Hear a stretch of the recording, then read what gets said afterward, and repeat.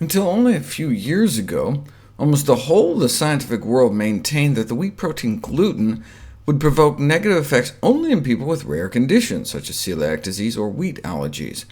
But by the early part of 2013, it was largely becoming accepted that some non-celiac patients could suffer from gluten or wheat sensitivity.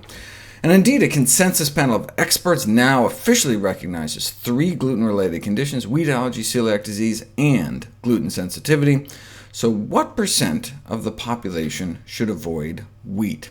Well, about 1 in 1,000 may have a wheat allergy, nearly 1 in 100 may have celiac disease, and it appears to be on the rise, though there's still less than about a 1 in 10,000 chance Americans will get diagnosed with celiac in any given year.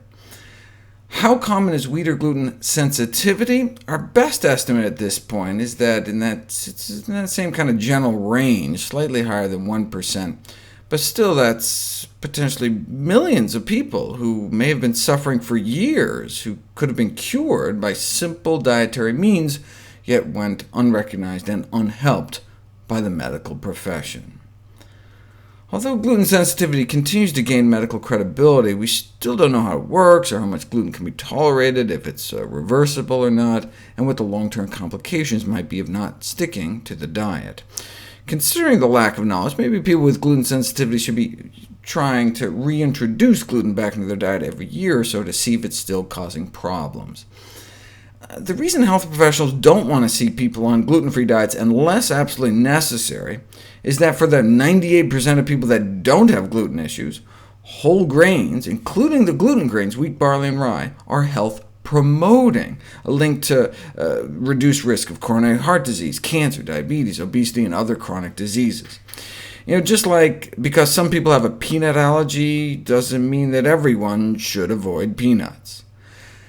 There's no evidence to suggest that following a gluten-free diet has any significant benefits in the general population.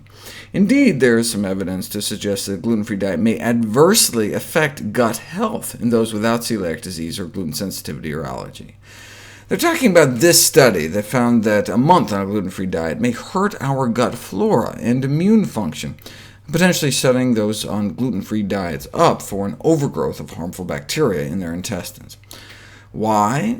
Because ironically of the beneficial effects of the very components wheat-sensitive people have problems with, like the FODMAP fructans that act as prebiotics and feed our good bacteria, or the gluten itself, which may boost immune function. Less than a week of added gluten protein significantly increases natural killer cell activity, which could be expected to improve our body's ability to fight cancer and viral infections.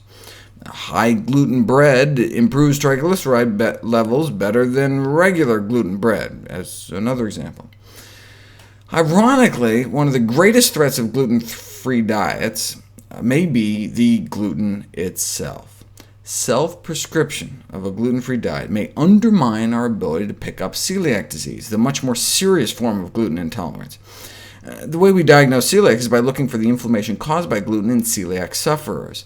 But if they haven't been eating a lot of gluten, we might miss the disease.